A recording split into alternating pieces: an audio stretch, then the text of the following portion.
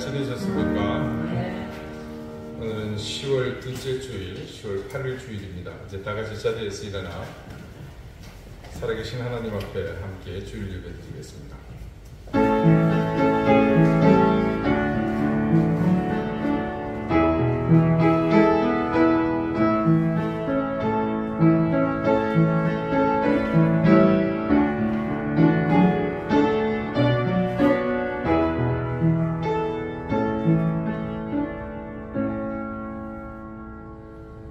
나의 왕 나의 하나님 만군의 여호와여, 주의 제단에서 참새도 제 집을 얻고 제비도 새끼둘 보금자리를 얻었나이다. 주의 집에 사는 자들은 복이 있나니 그들이 항상 주를 찬송하리이다. 아멘. 높고 푸른 하늘보다 더 높고 오묘하신 하나님의 섭리와 사랑을 찬양합니다. 만물을 뒤덮은 가을의 풍성함과 조화로움보다 더 풍성하시고 조화로우신 주님의 은총을 찬양합니다. 이 만물 가운데 하나님의 역사심과 그리스도 성자 예수님의 사랑과 은혜가 물결치고 있음을 깨닫게 하시는 성령의 역사심을 인해 경배와 찬양을 드립니다.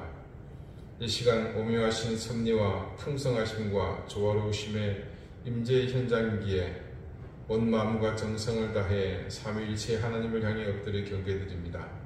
우리의 찬양과 경배를 받아 주십시오. 예수 그리스도의 이름으로 기원하옵나이다. 아멘. 4장 함께 찬송하겠습니다.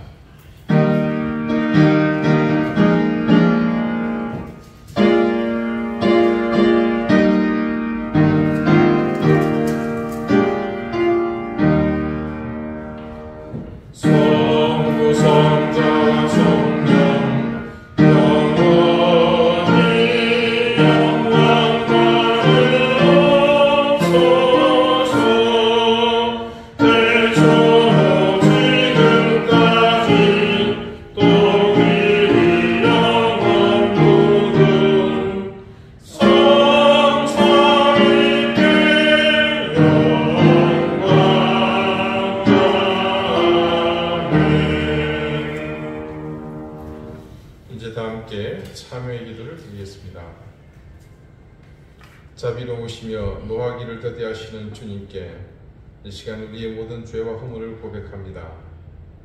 죄와 더불어 먹고 마시며 셀 수조차 없는 수없이 많은 호흡과 숨결조차도 죄를 떠나 살지 못했습니다.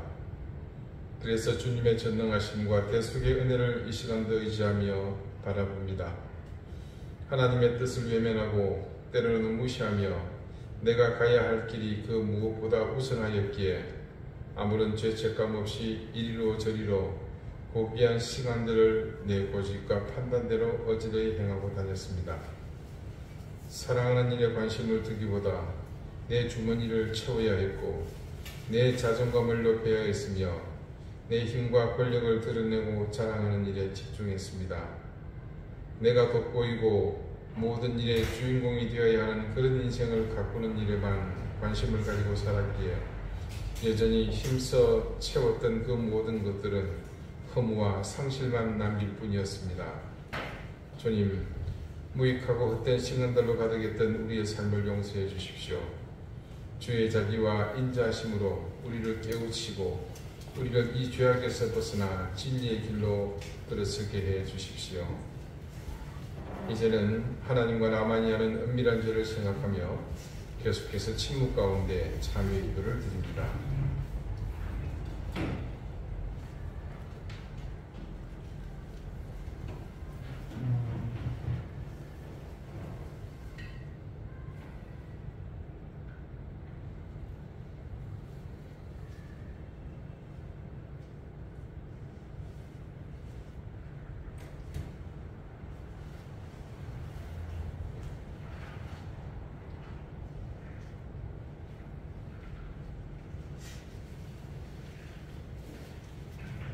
하나님께서는 자신의 부끄러운 죄를 솔직하게 고백하는 사람들에게 말씀하십니다.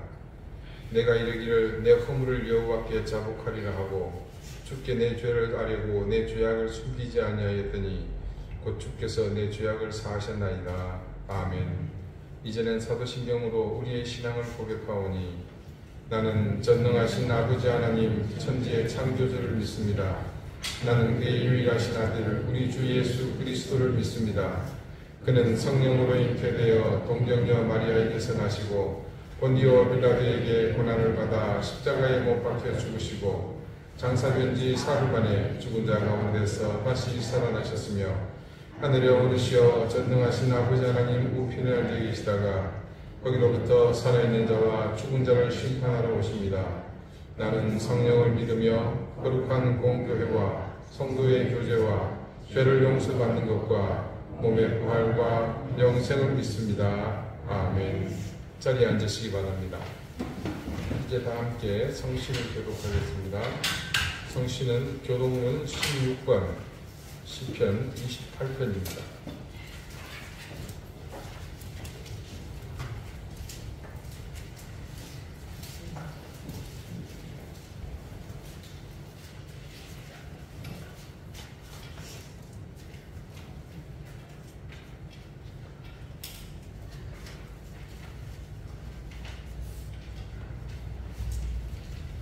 여호와여, 내가 주께 부르짖으오니 나의 반석이여 내게 귀를 막지 마소서. 주께서 내게 잠잠하시며 내가 무덤에 내가 주의 지성소를 향하여 나의 손을 들고 주께 부르짖을 때에 나의 강건한 소리를 들으소서. 악인과 악을 행하는 자들과 함께 나를 끌어내지 마옵소서. 그들은 그 중생에게 걱정을 하나 그들의 마음에는 악독이 있나이다. 그들은 여호와께서 행하신 일과 손으로 지으신 것을 생각하지 아니하므로 여호와께서 그들을 파괴하고 건설하지 아니하시리로다. 여호와를 찬송하며 내 강건한 소리를 들으시리로다. 여호와는 나의 힘과 나의 방패이시니 내 마음이 그를 위하여 공을 얻었다. 여호와는 그들의 힘이시오 그의 기름 부음 받은 자의 구원의 요새이시로다. 아멘. 기도드리겠습니다. 하나님의 영광을 찬양합니다. 먼지 같은 우리 인생을 긍휼히 여기시고 죽을 생명을 영생으로 인도하시는 그 놀라운 은총을 감사드립니다.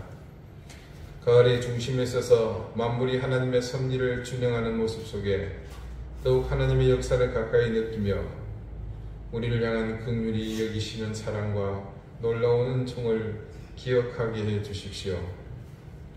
오늘 우리 곁에서 인식조차 하지 못하고 떠나는 찰나의 순간도 헛되이 지나가지 않는다는 사실을 기억하며 하나님을 향한 우리의 믿음이 결단코 소홀하지 않도록 우리 생의 모든 순간에 최선을 다하게 해주십시오.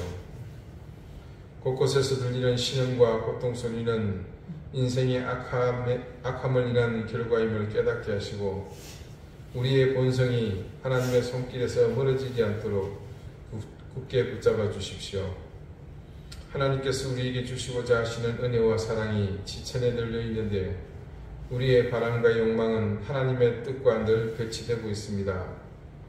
우리가 비우고 겸손하게 겸비하여 성령의 이끌림에 민감해지면 덫에 늘린 것이 은혜요 은총인데 그 사실을 깨닫지 못해 오늘도 욕망에 부르짖음으로 목매는 불쌍한 우리를 깨닫게 해주십시오.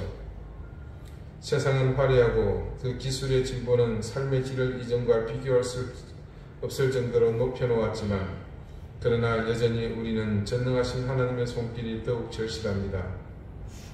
이제껏 우리가 사람을 중심으로 생각하고 그래서 우리 욕심껏 누려왔던 신앙을 이제는 정말 하나님의 참뜻을 이루는 올바른 신앙으로 회복하게 하시고 이는 비단 우리만이 아니라 이 땅의 모든 그리스도인 더 나아가 이 땅 가운데 있는 모든 교회가 하늘 높이 세운 강렬한 불빛으로 세상 가운데 드러내고 싶어하는 그 십자가에 부끄럽지 않은 모습으로 자신을 낮추고 엎드리게 해주십시오.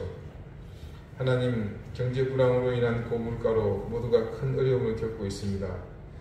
늘 해결책을 찾고 또 함께 견디며 위기를 헤쳐나왔지만 그 시간을 온몸으로 감당해야 하는 우리는 여전히 결핍으로 인해 크고 작은 고통을 감내해야 합니다.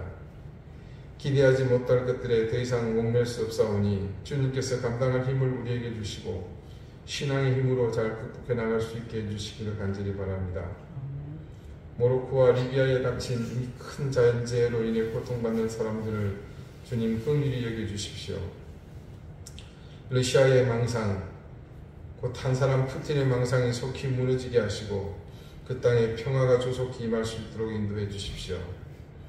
탈레반의 고통받는 아프가니스탄, 군부의 포갑에 저항하고 있는 미얀마, 여성들의 저항으로 혼란을 겪고 있는 무슬림 세계 가운데 하나님 그들의 고통을 잊지 않도록 저희를 하나님 기도의 도구로 사용해 주십시오.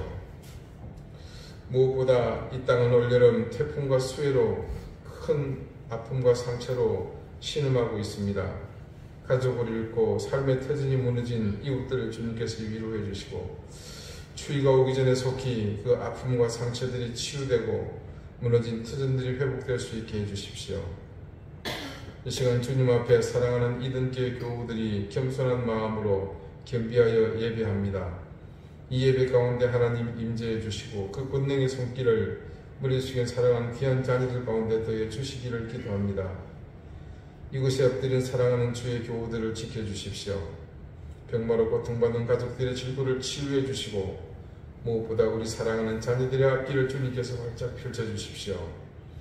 어렵고 힘든 생업의 현장을 주님께서 굳건히 붙잡아 주시며 이 시간 예배하는 가운데 그 모든 염려와 근심보다 하늘에서 내리시는 귀한 은총으로 은혜 받고 기뻐하며 그 영혼이 소생하는 귀한 시간이 되게 해주십시오. 예수 그리스도 이름으로 감사하며 기도드립니다. 아멘.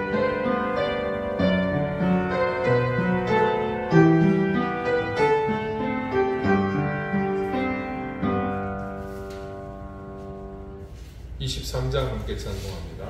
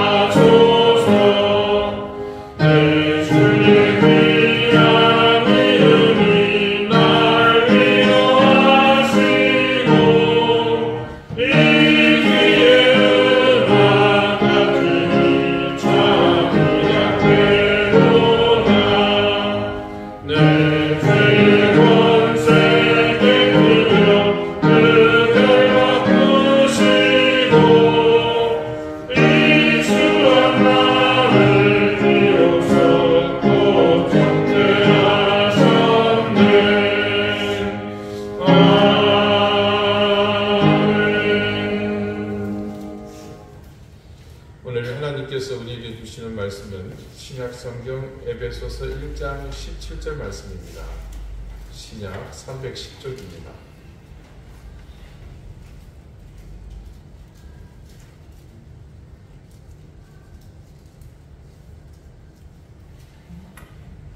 에베소서 1장 17절 말씀을 제가 읽겠습니다. 이제 다 같이 자리에서 일어나 하나님의 말씀을 경청하십시오. 우리 주 예수 그리스도의 하나님 영광의 아버지께서 지혜와 계시의 영을 너희에게 주사 하나님을 알게 하시고 아멘. 자리에 앉으시기 바랍니다. 하나님께서 이 말씀으로 우리에게 은혜 주시기를 바랍니다. 마태복음 8장에는 세 가지 아주 상징적인 예수님께서 이적을 행하신 사건이 기록되어 있습니다. 예수님의 이적에 상징적이라는 수식어를 붙인 것은 그 내용이 다른 이적과는 구별되는 점이 있어서 그렇습니다. 그 구별점은 이 이적들이 모두가 기도의 점진적 단계를 거치는 응답에 있기 때문입니다. 세신자반 과정을 수료하신 분들은 혹시 기억하실지 모르겠는데 여기에 등장하는 사건들은 기도란 무엇인가 편에서 기도의 성장 단계를 배울 때 예로 들었던 내용이기도 합니다. 먼저 8장은 이렇게 시작합니다. 예수님께서 산에서 내려오시니 많은 무리가 따랐다고 증언합니다. 앞선 7장은 5장에서 시작된 산상수훈의 말씀이 끝나는 곳입니다.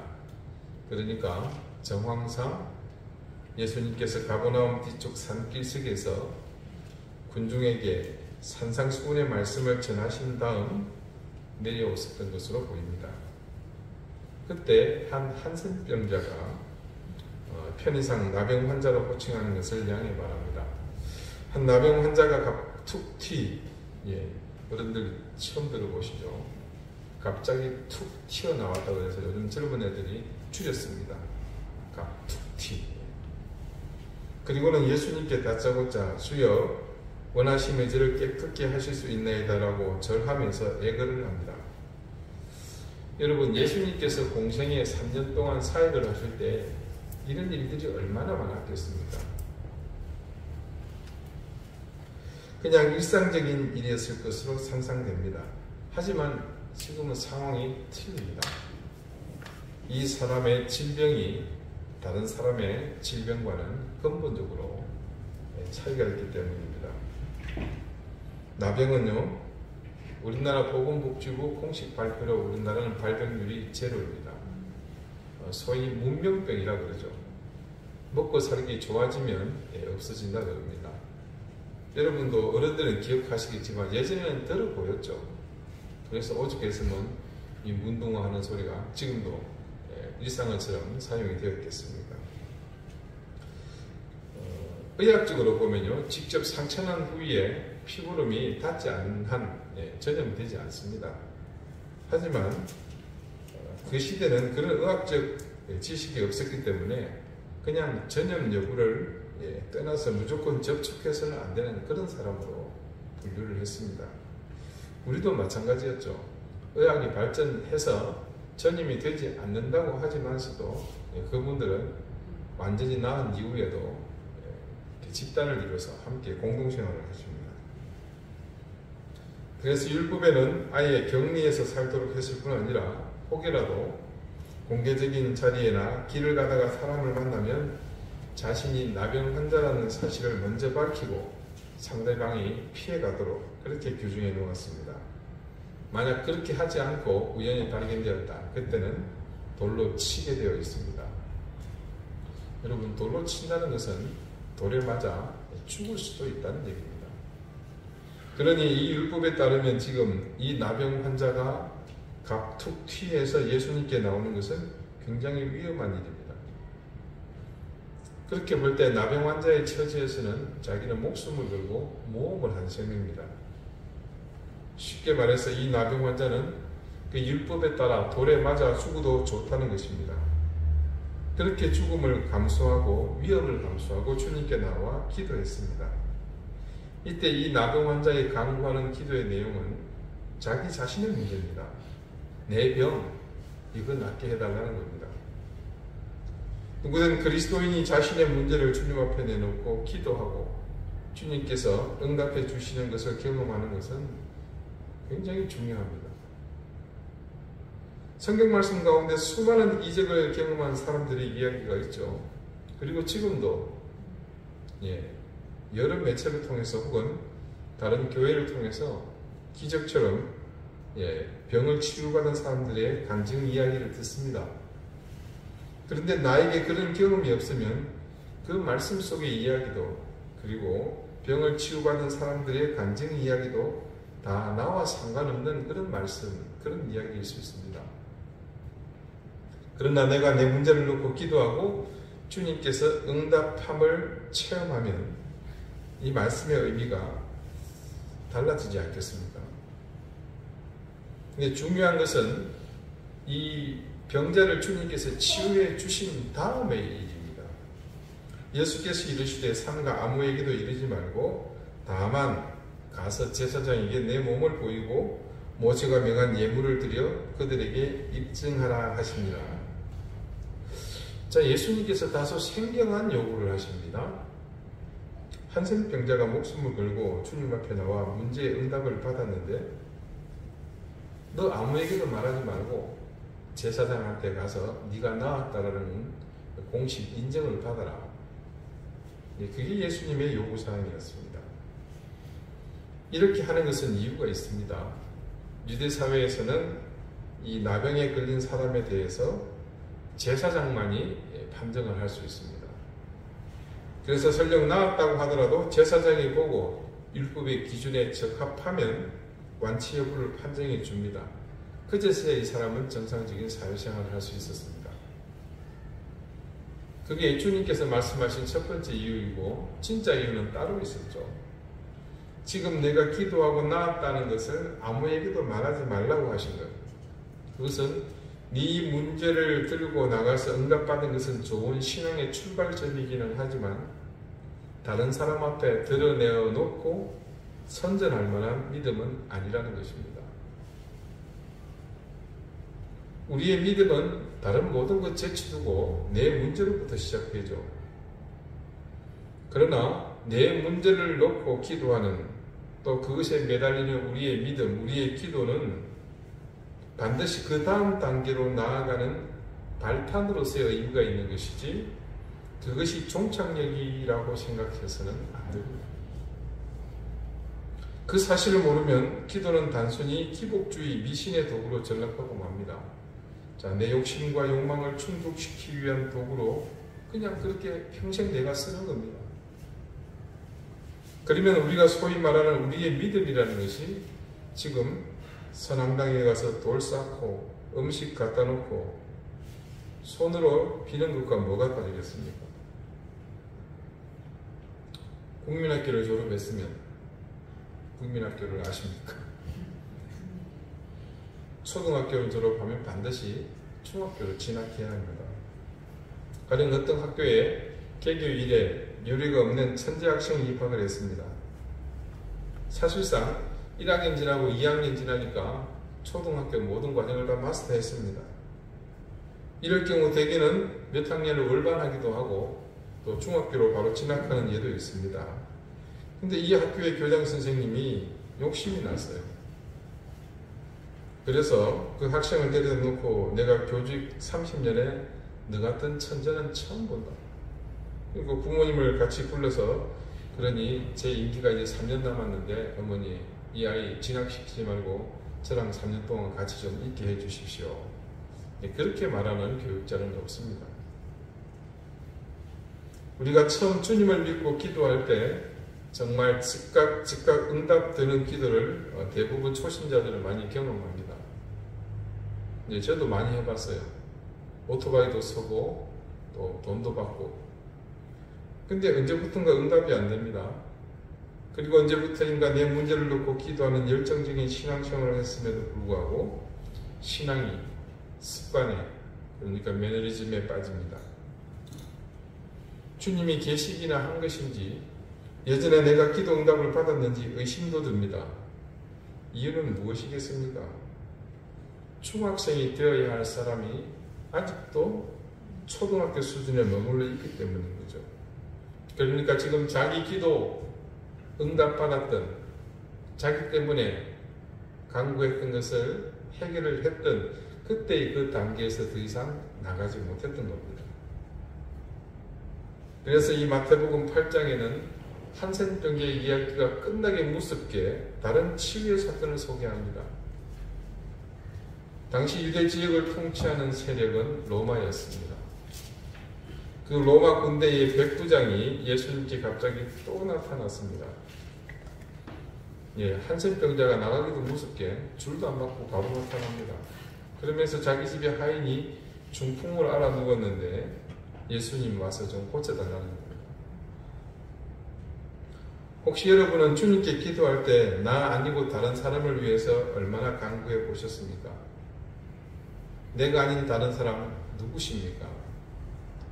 그 내용을 들여다보면요, 내 자식, 내 부모, 내 남편, 보면 크게 볼 때 내 울타리를 벗어나지 못합니다. 그런데 이 백부장은 자기 자식도 아니고 자기 친척도 아니고 자기 집 노예를 위해서 기도했습니다. 그 노예의 병을 낫게 하기 위해서, 유대 청년을 찾아 나와서 강구하는 겁니다.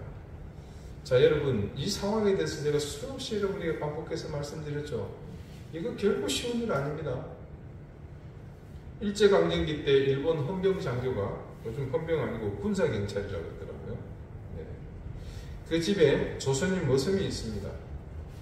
그 조선인 머슴이 중풍에 걸렸어요. 자, 그러면 이 군사경찰 장교가 어떻게 할까요? 그냥 쫓아냅니다.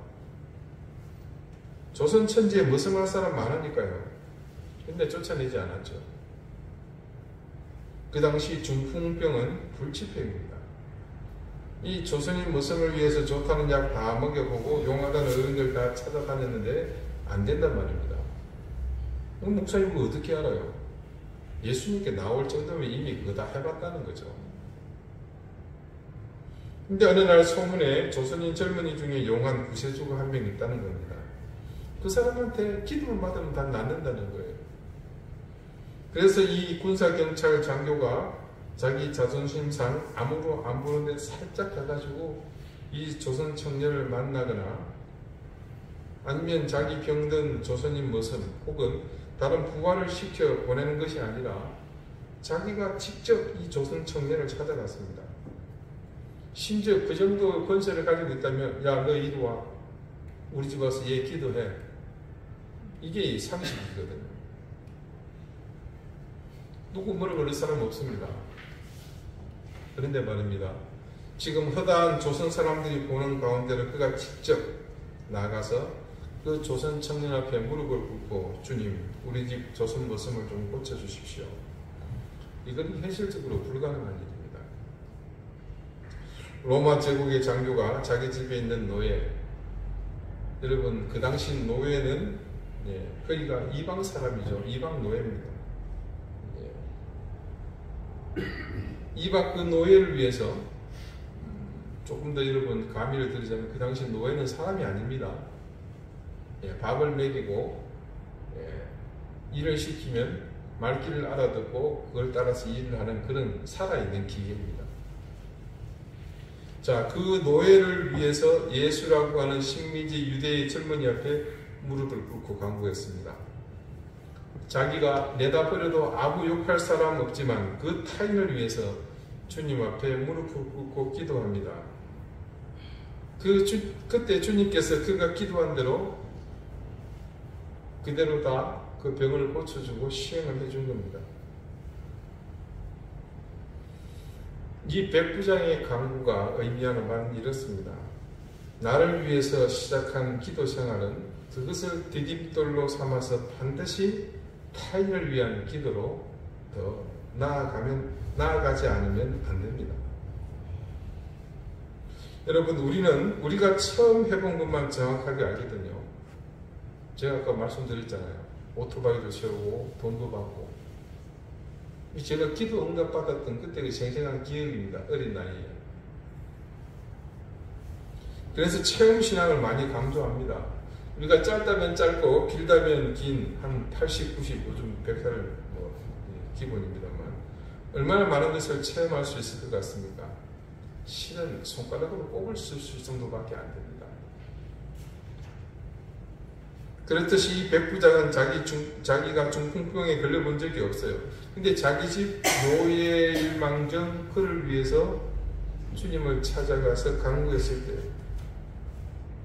주님의 능력은 노예의 중풍도 낫게 해주신다는 것을 자신이 직접 확인하는 기회를 갖게 되었습니다. 그렇게 그 놀라운 기적을 직접 목격하게 되었을 때 말입니다. 그 중풍병자가 예수님의 안수를 통해서 치유받은 그 놀라운 기적, 그 은혜는 곧 누구의 은혜겠습니까? 자기의 은혜가 되는 겁니다. 이게 성경 속의 이야기지만 그건 자기 이야기예요. 주님은 우리 집만 지켜주시는 우리 집의 수호신이 아니라 모든 가정을 총괄하시고 책임져 주시는 모두의 아버지, 모두의 하나님을 내가 체험하게 됩니다. 어떻게 해요? 내가 무너져가는 가정을 위해서 하나님 앞에 간절히 기도했어요. 주님, 저 가정을 회복시켜 주십시오. 저 자녀들을 하나님 붙들어 주십시오. 그 기도의 응답이 이루어지는 과정을 보고 그 과정이 회복되는 걸 보면 그게 누구의 은혜겠습니까? 그 과정의 은혜의 근본에서 떠나서 곧 나의 은혜, 나의 체험, 내 신앙의 중요한 간증이 되지 않겠습니까? 여러분, 100년 전에 이 땅은요, 우리나라는 서구 사람들에게는 아프리카보다도 더 못한 나라였어요. 제가 성경 공부 때 그 예를 드렸죠. 아프리카는요, 이미 식민지 개발이 활발해서 도시가 형성되어 있고 그곳에서는 서양식 편의시설이 다 있었습니다. 하지만 조선 땅은 어땠습니까? 진짜 미개했습니다. 그런데 미국에서, 유럽에서 저 선교사들을 파송시킨 그 서구인들이 지도에서 본 적이 없고 들어본 적도 없는 조선을 위해서 몇백 년 전에 얼마나 기도했겠습니까? 그럼 추석 때 혹시 영화 보신 분 있으세요? 1947년. 예, 거기 보니까 그런 장면이 나와요. 미 군정하에 있던 우리나라가 송기정 선수가 서윤복 선수를 데리고 보스턴 마라톤에 출전했는데 한국 국기를 안 주는 거예요. 이거 달게 해달라. 안 된다는 거예요. 미 군정하에 있기 때문에 너희 난민국이니까. 근데 본질은 뭐였냐면 어디 있는지 모르는 나라이기 때문에 그냥 대충 넘어갔던 거예요. 미국 사회에서 우리나라는 그런 적을 했습니다. 여러분 80년, 90년대 가도 그랬어요. 지금은 한국 모르면 안 되죠. 자, 그런 곳에 선교사를 보내놓고 그 교회, 그 선교사의 가족들이 얼마나 우리를 위해서 기도했겠습니까? 여러분, 선교사들의 그런 자료들을 보면요, 듣고 있으면 그냥 눈물이 납니다. 이 나라의 복음을 위해서 그들이 어떻게 헌신하고 어떤 일을 감당했는지 실예를 들어드릴게요. 자, 여기 병원을 하나 짓고 싶어요. 그래서 선교사가 미국에 있는 친구들 다 초청했습니다. 사냥도 하면서 구경도 시키면서, 자, 여기 내가 병원을 세우려고 합니다. 돈 내놔라예요. 그 친구들이 십시일반 돈을 얻어서 병원 세우고 학교 세우고, 그들에 의해서 조선 땅의 백성들이 깨어나고 한국 교회가 살아 역사하는 소식을 들을 때 하나님은 이 미국 사람 우리만 위에 있는 하나님이 아니라 이 온 세계를 주관하시는 하나님심을 자기들의 체험을 통해서 확인하지 않았겠습니까? 여러분, 6.25 남침 도발이 일어났을 때 가장 먼저 우리에게 파병한 나라는 당연히 미국입니다. 근데 여러분 그거 아십니까? 자국의 군대를 외국에 파병하기 위해서는 대부분 나라는 그 나라의 최고 의결기관에 인준을 거치는 과정을 밟습니다. 보통 의회죠. 지극히 상식적인 얘기입니다. 남의 나라 전쟁에 내 자식이, 내 아버지가 참전해야 하는데 그 전장에서 목숨을 잃을 수도 있잖아요. 그럼 뭐 대충 그냥 해서 보낼 수는 없잖아요. 엄격한 기준을 적용해서 승인 여부를 결정하는 것은 지극히 당연합니다. 우리나라의 미군의 파병을 위해 남침 도발 직후 가장 발빠르게 움직인 곳은 사실 교계였습니다. 공산주의가 팽배해지는 역사적인 시점에서 한반도가 적화되는 것도 문제였지만 그분들에게는 더 관심이 있는 부분이 있죠. 당시 한국의 선교사를 파송하고 곳곳에 놀라울 정도로 부흥하여 세워진 교회가 무너지게 놔둘 수 없다고 판단한 미국 교회가 의회를 설득했다는 이야기는 공공연한 사실입니다. 그때 기도하며 한국을 구해달라고 주님께 간구했던 분들이 지금 한국의 모습을 보면서 얼마나 큰 은혜를 받겠습니까? 그래서 남을 위해 기도하는 것은 궁극적으로 내 신앙 유익에 결정적인 보탬이 된다는 사실을 알게 됩니다. 저는 이 두 가지 기도 내용을 정리하면서 한 가지 드는 생각이 있습니다. 오늘날 왜 한국 교회가 사회로부터 비난받고 세상으로부터 욕을 먹고 있는가? 제가 가진 이 의문에 대해서 여러분은 방금 해답을 얻으셨죠. 이 땅의 많은 교회가 아직도 첫 번째 내 병 낫기를 간구하는 기도만 하는 그 신앙 수준에서 벗어나지 못했기 때문입니다. 자, 그런데 백부장이 이처럼 노예를 위해서 무릎을 꿇고 기도하며 또 주님의 칭찬을 받았지만 그것 또한 기도의 마지막 종착 지점은 아닙니다. 한 단계 더 나아가야 합니다. 세 번째 기도의 내용은 아주 짧게 성경에 기록되어 있습니다. 마태복음 8장 14절과 15절인데요. 예수께서 베드로의 집에 들어가사 그의 장모가 열병으로 앓아 누운 것을 보시고 그의 손을 만지시니 열병이 떠나가고 여인이 일어나서 예수께 수종들더라. 자, 베드로 장모님의 병명은 열병입니다. 베드로의 장모가 왜 열병이 걸렸을까요? 당연한 일입니다. 저는 잘 알죠. 주님께서 갈릴리에 오셨다가 베드로를 만났습니다. 그 다음에 어떤 일이 일어났죠? 베드로가 그물을 버려두고 바로 예수님을 따라가지 않습니까? 사람을 낳는 어부가 되리라고. 사람을 낳을까요? 20몇 명인가? 아무튼 베드로가 가야겠다고 결정하고 그냥 따라가면 다 끝나는 일일까요? 절대 그렇지 않습니다. 오늘 말씀을 보니까 베드로에게 누가 있습니까? 예, 가시어멍 장모가 있습니다. 각시 엄마가 있죠. 그리고 뭐가 있다는 얘기예요? 각시가 있었다는 거죠. 베드로의 부인이 전적으로 도와주지 않으면 베드로가 어떻게 가정을 버려두고 예수님을 쫓아갑니까? 말도 안 됩니다. 그러니 한번 생각해 보세요. 갑자기 사위가 건물을 냅다 내던지고 어떤 젊은 놈들을 따라서 마누라고 뭐고 다 팽개치고 따라 나섰답니다. 자, 이 베드로 가시어멍의 입장에서 한번 봅시다. 딸이 하루아침에 생과부가 되었습니다. 그리고 예수님 따라다니면서 뭐 월급 받았습니까? 일당 받았겠습니까? 여러분, 우리가 이렇게 성경 말씀으로 한번 끌어내고 듣고 봐서 그렇죠. 그 시대에 예수님과 그 추종자들 한마디로 영락 없는 상거짓대라고 봐도 무방합니다. 거짓대 중에 좀 위에 있는 더 심한 거짓대라는. 딸 가진 부모가 사위라는 놈이 하루아침에 밥벌이 안 하고 뻘짓하는데, 그래서 자기 딸이 쫄지에 생과부에 생계까지 책임져야 하게 생겼는데 열 받겠습니까? 안 받겠습니까? 예, 베드로 장모 열병은 필연적입니다. 이해되시죠? 예, 뭘 또 그렇게 고개 끄덕끄덕 하십니까? 다 뻥이에요. 요즘 말로 제 뇌피셜입니다. 이제 열병은 다른 질환입니다. 그 당시 열병은 굉장히 무서운 병이었다고 그래요. 예, 왜냐하면 이게 불치의 병이었거든요. 그러니까 2000년 전에 한센병, 나병, 운동병, 불치병이죠. 중풍, 불치병입니다. 열병, 불치병입니다. 이 불치병 트리오가 등장한 거예요. 여기 걸리면 다 죽습니다. 그러니까 지금 베드로의 가시어멍이 죽을 병에 걸린 겁니다.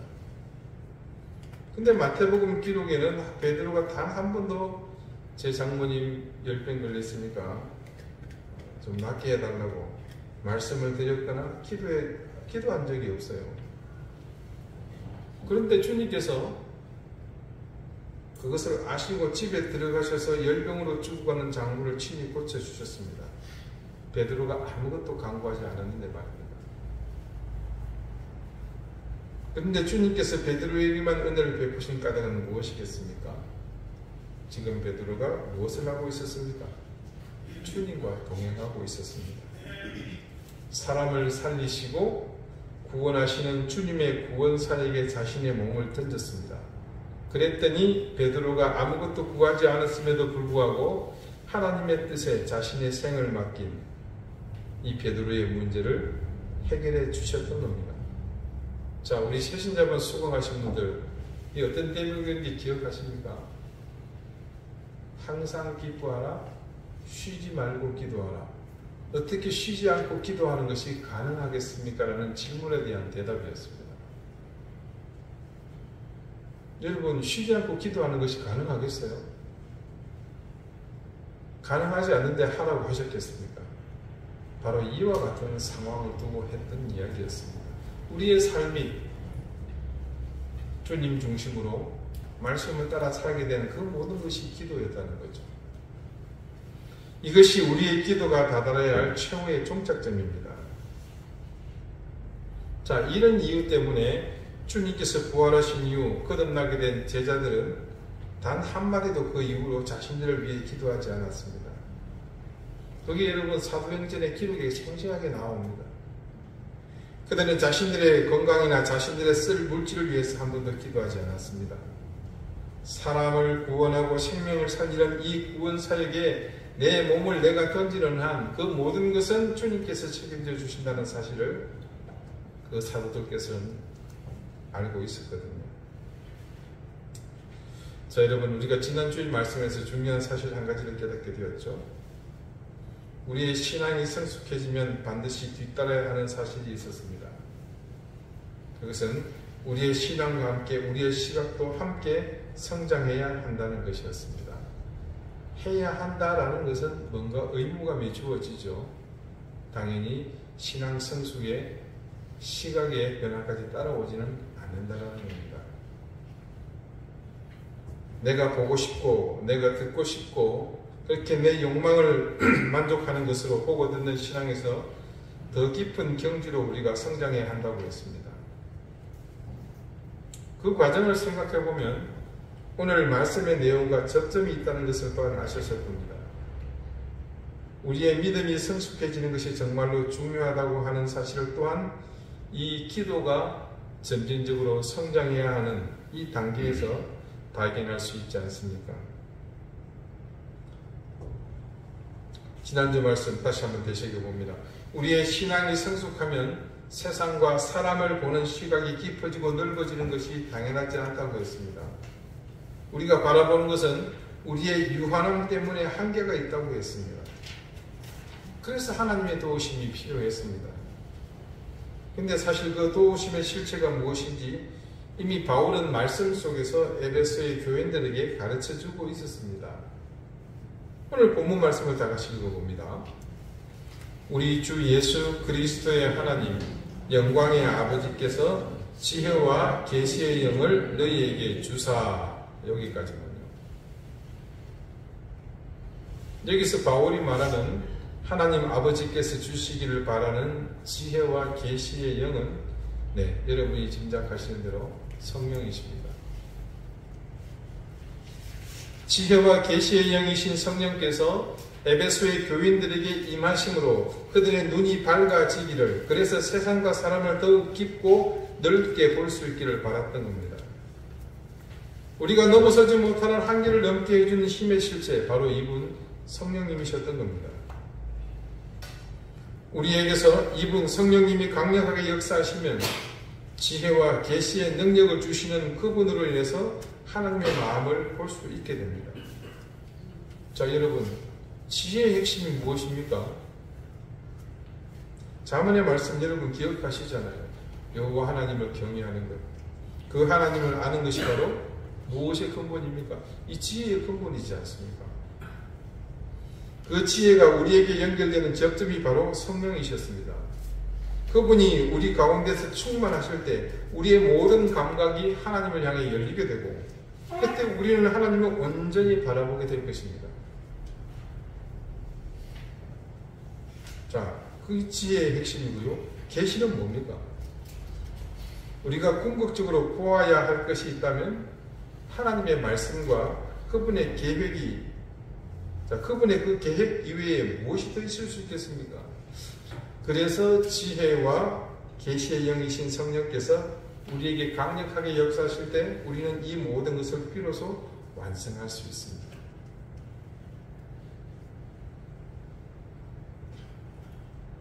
이게 할 얘기 되게 많죠, 여러분?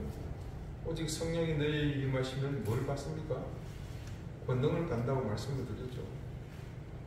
그 모든 것들이 다 연결되어 있습니다. 그 지혜와 계시의 영이 우리를 온전히 주관할 때 그렇게 우리가 소망하는 정직한 신앙, 올바른 믿음, 우리에게 다 채워지게 됩니다.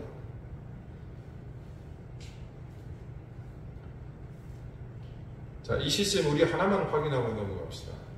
하나님께서 여러분에게 주시기를 원하는 분이라는 사실에 확신이 있으십니까? 예, 그분은 우리에게 주시기를 즐겨 하시는 분이라는 사실을 믿으십니까? 여러분의 믿음, 확신, 그리고 고백, 하나님은 바로 그런 여러분의 믿음에 이제껏 실망하게 하지 않으시고 우리가 상상도 하지 못하는, 생각도 하지 못했던 것으로 우리에게 채워주셨습니다. 그 채우심, 그 주심으로 인해서 지금 사실 저와 여러분이, 그리고 우리 교회가 이곳에 함께 공존하고 있는 겁니다. 그런 하나님의 주심, 채우심이 가장 극대화될 때가 있습니다. 여러분, 그때가 언제일 것 같습니까? 하나님이 우리에게 주시려는 것과 우리가 받고 싶어 하는 것이 일치할 때입니다. 여러분, 이 사실이 우리에게 시사하는 바가 얼마나 큽니까? 하나님이 주시고자 하는 것을 우리는 사실 잘 알고 있습니다. 그런데 잘 알지만 사실은 정확히 모릅니다. 정확히 모르는 이유는 다른 데 있는 것이 아니라 그것들이 우리의 관심에서 멀어져 있거든요.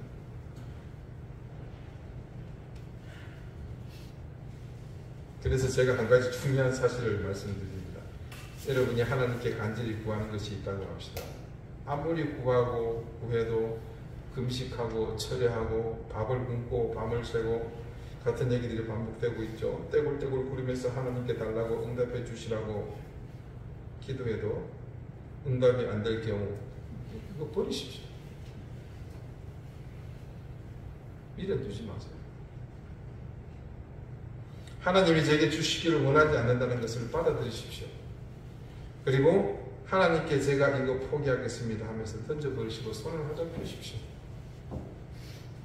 하나님이 활짝 편 이 손에 쥐어주고 싶은 것이 얼마나 많은지 모릅니다.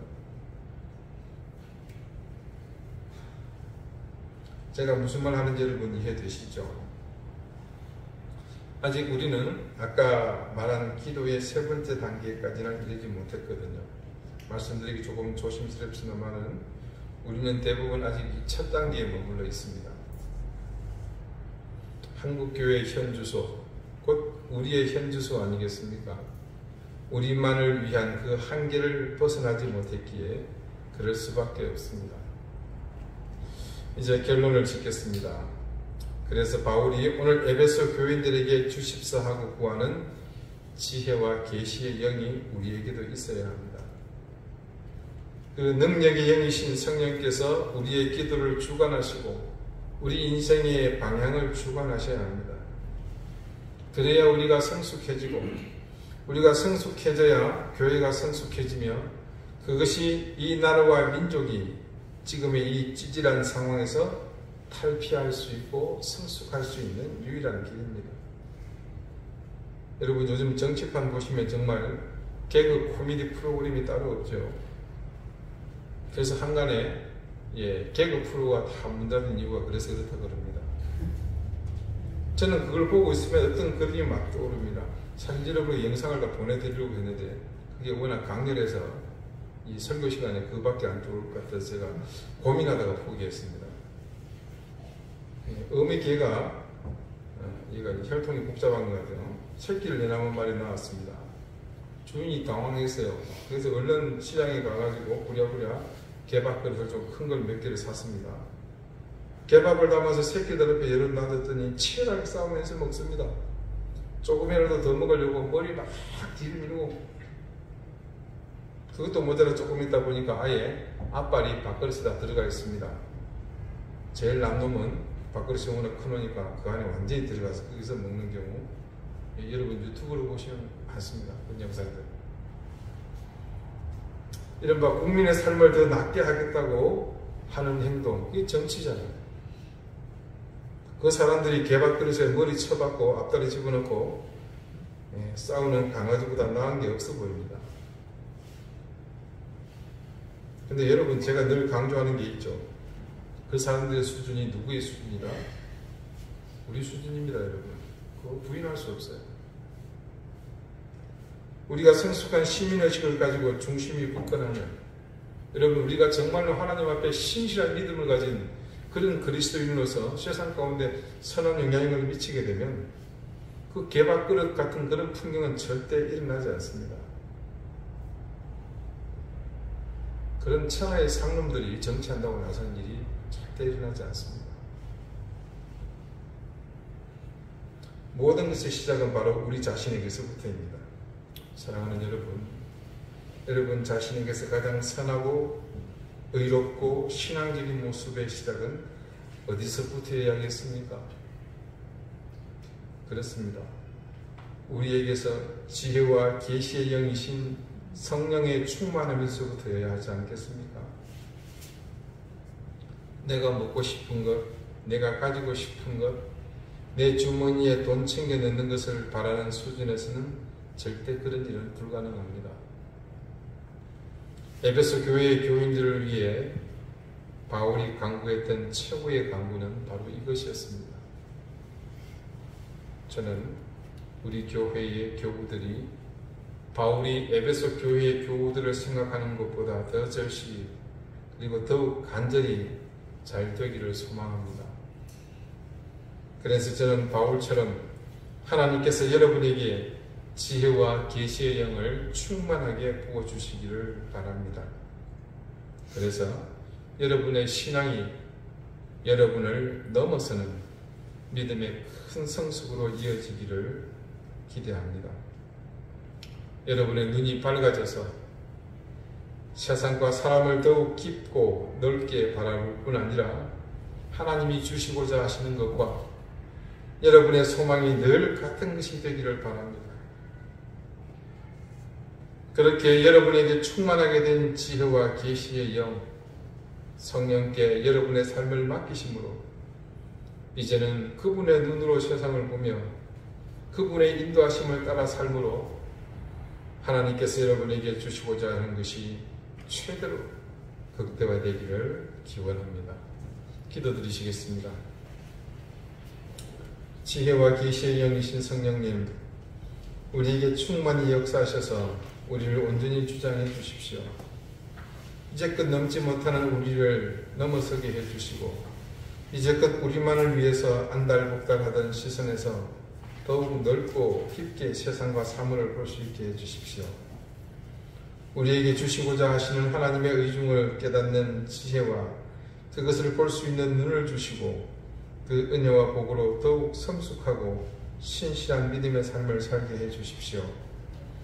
우리에게서 하나님의 은혜가 극대화되게 하시고 우리 인생의 가치관이 그렇게 하나님을 향해 그 중심으로 나가는 은혜를 얻게 해 주십시오. 예수 그리스도 이름으로 기도드립니다. 아멘. 292장 함께 찬송하겠습니다.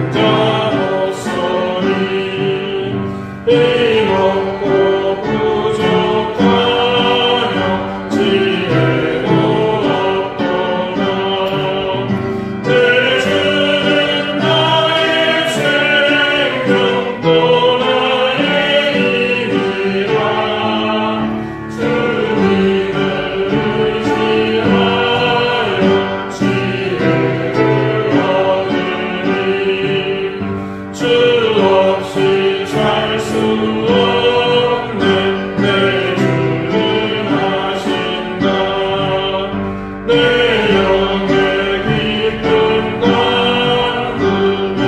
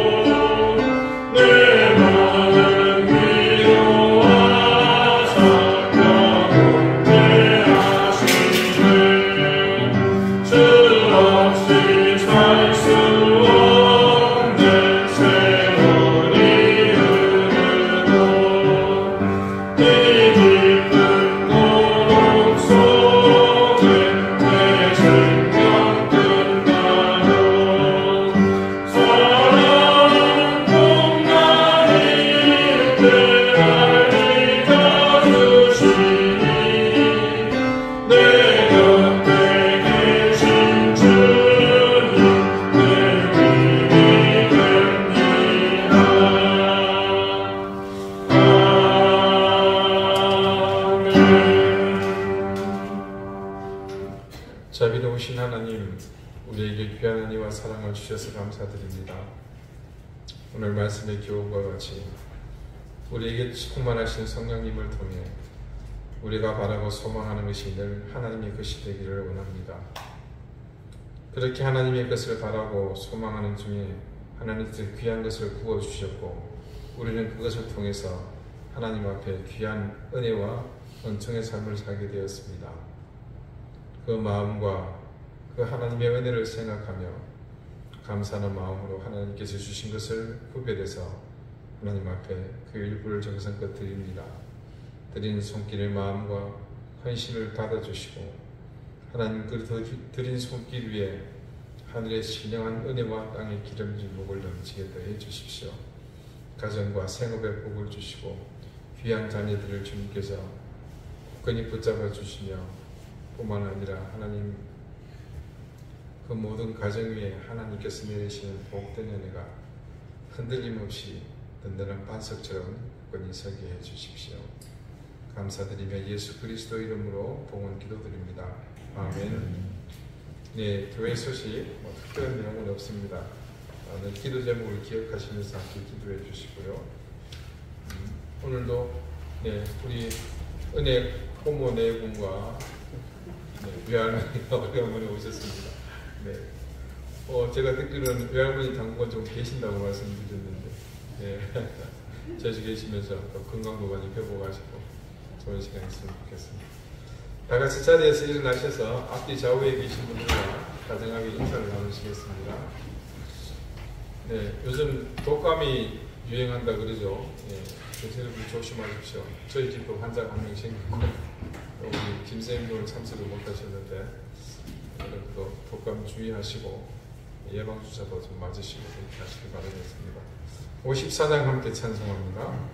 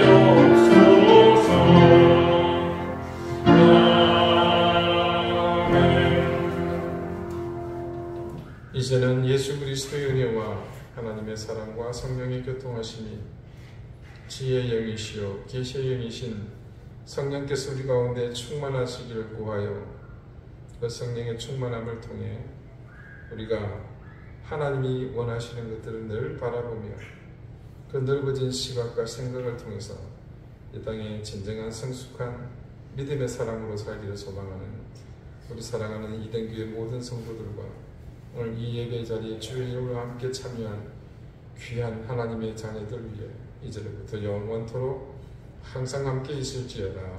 아멘.